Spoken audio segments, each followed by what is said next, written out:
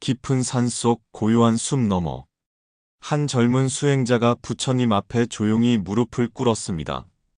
그의 얼굴에는 깊은 고민이 서려 있었습니다. 부처님, 저는 세상 속에서 너무 쉽게 상처받고 너무 쉽게 분노합니다. 조금만 누가 저를 무시해도 마음이 요동치고 또 말로 상처를 주고 맙니다. 그래서인지 자꾸 후회하고 제 자신이 괴롭습니다. 부처님은 고요히 그를 바라보며 말씀하셨습니다. 그대는 벙어리를 아는가? 젊은이는 눈을 깜빡이며 고개를 갸웃했습니다. 벙어리요? 말을 못하는 사람을 말하시는 건가요? 부처님은 부드럽게 고개를 끄덕였습니다. 그래, 말하지 않으므로 세상과 다투지 않는 존재. 침묵 속에서 자신의 마음을 다스리는 사람. 진정한 수행자는 때로 벙어리처럼 살아야 하느니라. 젊은이는 놀란 듯 물었습니다. 그럼 아무 말도 하지 말라는 말씀이신가요? 말을 하지 않으면 오해를 살 수도 있고 억울한 일도 생기지 않겠습니까? 부처님은 조용히 말씀하셨습니다. 그대는 아직 침묵의 힘을 모르고 있구나. 진정한 침묵은 입을 닫는 데 있지 않고 마음을 다스리는 데 있느니라. 말을 줄이되 말이 아닌 마음을 먼저 고요히 하라. 말은 마음의 그림자일 뿐. 마음이 고요하면 말도 고요하고 세상도 고요해지는 법이니라.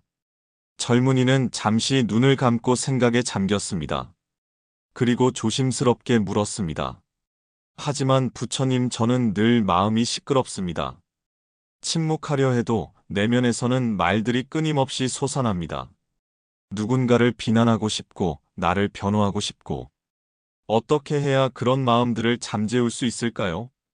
부처님은 잠시 눈을 감으셨다가 고요히 입을 열었습니다. 그대는 내정을 아는가?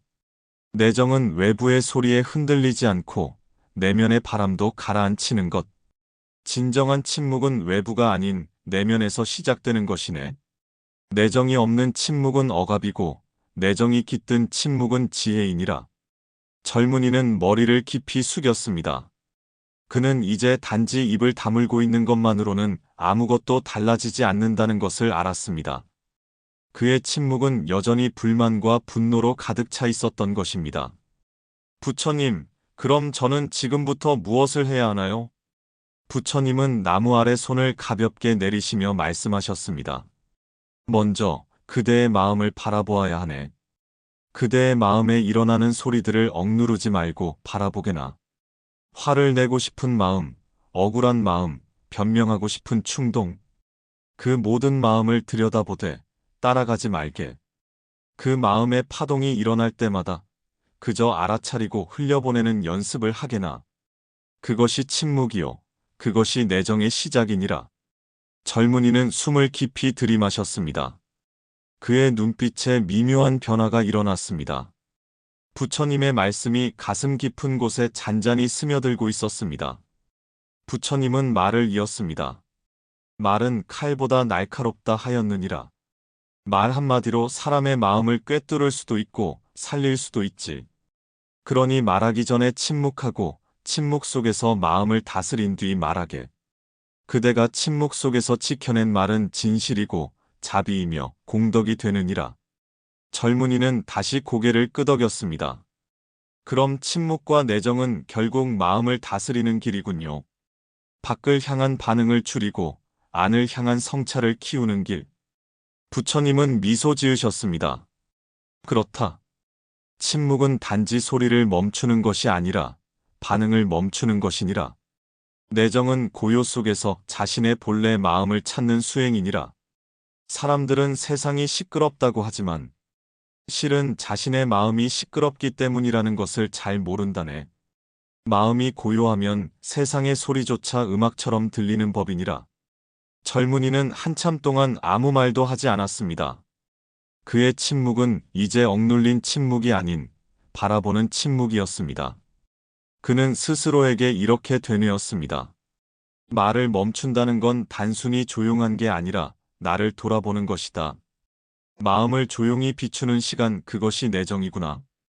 부처님은 마지막으로 말씀하셨습니다. 벙어리는 말이 없어 시비가 없다. 벙어리는 반응이 없어 고통이 없다.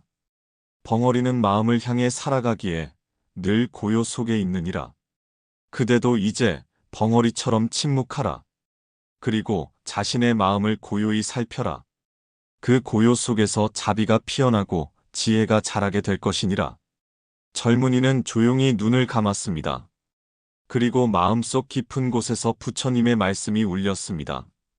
그는 더 이상 세상에 자신의 존재를 소리치려 하지 않았습니다.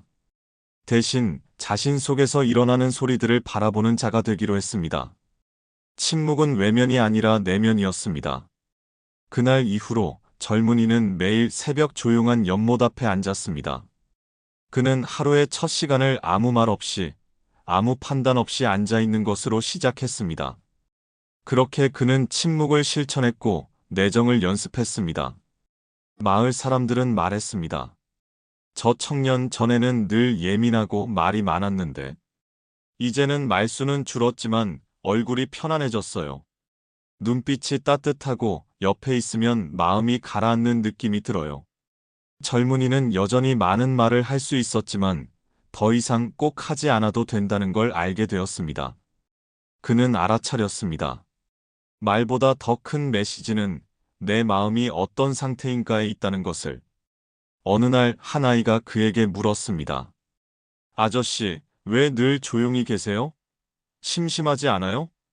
젊은이는 웃으며 대답했습니다. 조용히 있을 때 마음이 말해주는 걸 들을 수 있거든. 그걸 듣다 보면 하나도 심심하지 않단다. 그의 미소 속에는 삶의 복잡함을 지나온 사람만이 가질 수 있는 맑은 평온함이 담겨 있었습니다. 우리는 모두 말로 세상을 바꾸려 합니다. 하지만 때로는 말보다 더 큰 변화는 침묵에서 시작됩니다. 침묵은 나를 보게 하고 내정은 나를 돌이키게 합니다. 세상이 시끄러울수록 우리는 병어리처럼 조용히 살아야 합니다. 그 침묵 속에서 우리는 마음을 다듬고 세상을 다시 만날 수 있습니다. 오늘 그대도 한번 병어리처럼 조용히 앉아보세요. 말하지 않고 단지 마음을 바라보는 시간. 그 시간이 당신을 바꿀지도 모릅니다. 나무아미타불 관세음보살, 나무아미타불 관세음보살, 나무아미타불 관세음보살.